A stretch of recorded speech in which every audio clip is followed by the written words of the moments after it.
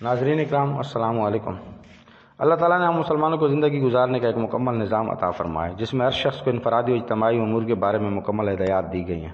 عبادات، معاملات، معاشرت اور اخلاق جیسے اہم امور کے بارے میں صرف کلیات ہی پر اکتفا نہیں کیا گیا بلکہ ہر ایک کی بے شمار جزیات مفصل تعلیم فرمائی گئی ہیں تاکہ معاشرے میں ہر مسلمان پرسکون زندگی بسر کر سکے۔ عبادات ہی کو لے لیجیے، یوں تو عبادات کی فہرست طویل ہے لیکن اہم ترین عبادت نماز ہے جس کی باجماعت ادائیگی کے لیے مساجد اور ان کے انتظامات کا مکمل نظام موجود ہے۔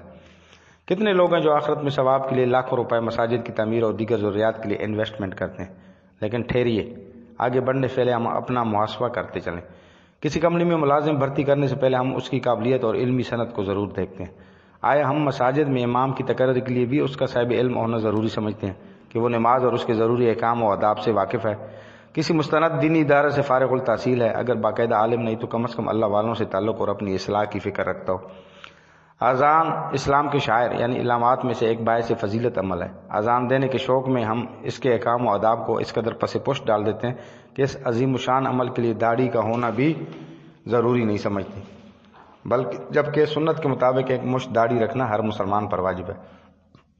اسی طرح کبھی کسی صاحب علم سے اذان کے کلمات کی درستگی کرانا بھی ضروری نہیں سمجھتے۔ تصویر کا دوسرا رخ ملاحظہ کیجیے۔ شریعت کی نظر میں امامت کس قدر اہم عہدہ ہے۔ آج معاشرے میں امام اور مساجد کے خدام کی دنیاوی اعتبار سے کیا حالت زار ہے، وہ ہم سے مخفی نہیں۔ کیا کبھی ہم نے سوچا کہ امام کی تنخواہ اتنی ہے کہ وہ معاشرے میں متوسط درجے کی زندگی گزار سکے اور باعزت طریقے سے اپنے گھر بار کا نظام چلا سکے؟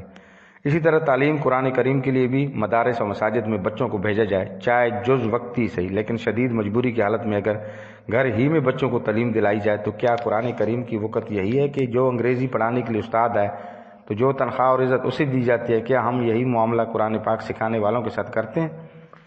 قرآن کریم کی اس طرح ناقدری کا نتیجہ یہ بھی نکلتا ہے کہ بچے دیگر مضامین کی طرح قرآن کریم پڑھتے ہیں، اور ایک مسلمان بچے کے دل و دماغ میں اس کی جو اہمیت اور ضرورت ہونی چاہیے بچپن ہی میں اس کے متضاد سوچ بن جاتی ہے۔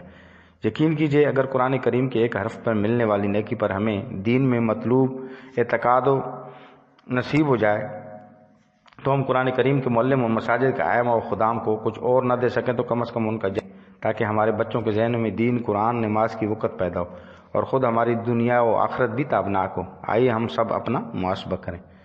انسان کی زندگی میں اس کی سب سے بڑی طاقت اس کی سوچ، بولنے کا فن اور دعا ہے۔ ایک کامیاب زندگی کا صیغہ راز یہی ہے کہ انسان اپنی دعاؤں میں بھی مثبت انداز فکر اپنائے۔ دعا وہ خزانہ ہے جو آپ کی زندگی میں صحیح راستہ اختیار کرنے کا درس دیتی ہے۔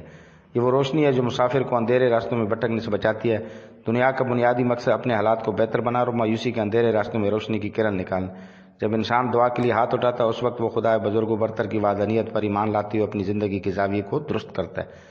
وہ اپنے تمام کاموں کی ذمہ داری ایک ہستی کے سپرد کر دیتا ہے جو کائنات کا خالق و مالک ہونے کے علاوہ ہر شے پہ قادر ہے۔ دعا وہ امید ہے جو انسان کو احساس دلاتی ہے کہ ابھی زندگی کے سارے در بند نہیں ہوئے ہیں۔ اپنی زندگی میں دعا کے ان سادہ پہلوؤں کو تلاش کیجیے، تب آپ کا ہر عمل دعا بن جائے گا۔ آپ کی عمر دراز ہوگی۔ اپنے ذہن میں اپنی معصوم اور سچی خواہشوں کو دہراتے رہیے، پروردگار آپ کا ساتھ دے گا۔ لہٰذا ہمیں بے حسی کا لبادہ اتار کر احساس دل میں پیدا کرنا ہوگا، اپنے بے حس رویے ختم کرنے ہوں گے، تب ہماری دعائیں بھی ضرور قبول ہوں گی اور اللہ ہماری ضرور سنے گا انشاءاللہ۔ وما علینا الا البلاغ۔